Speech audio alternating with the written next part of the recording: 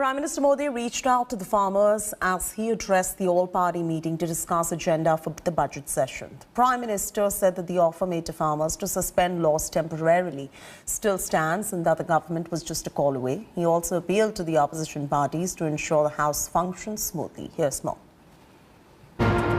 मेरी दृष्टि से सारे विषय बहुत महत्वपूर्ण है और उसकी विस्तार से चर्चा भी सदन में। Prime Minister Narendra Modi virtually addressing an all-party meet on Saturday to set the agenda for the budget session.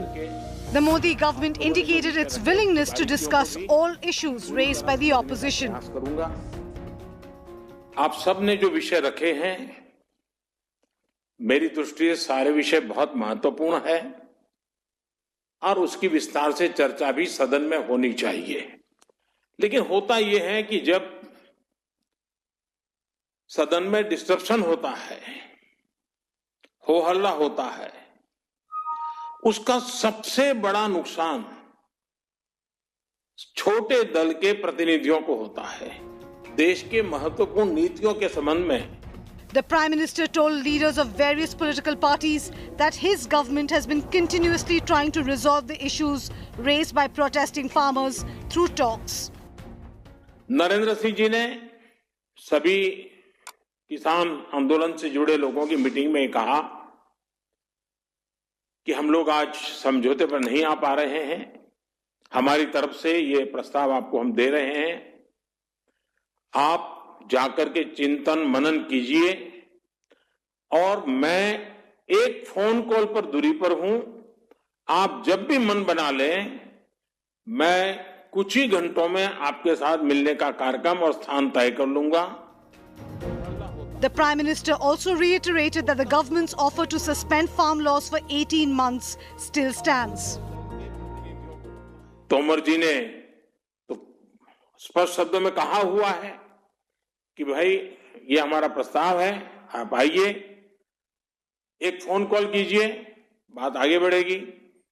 और मुझे विश्वास है कि आप सब भी चाहते हैं कि बातचीत से इसका समाधान निकलना चाहिए। The opposition raised a number of issues at the meeting, but the thrust clearly was on the centre's farm laws.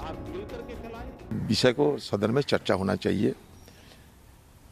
एक तो कृषि कानून, इसको हम वापसी लेने के लिए गुहार लगाई। दूसरी तरफ बेरोजगारी,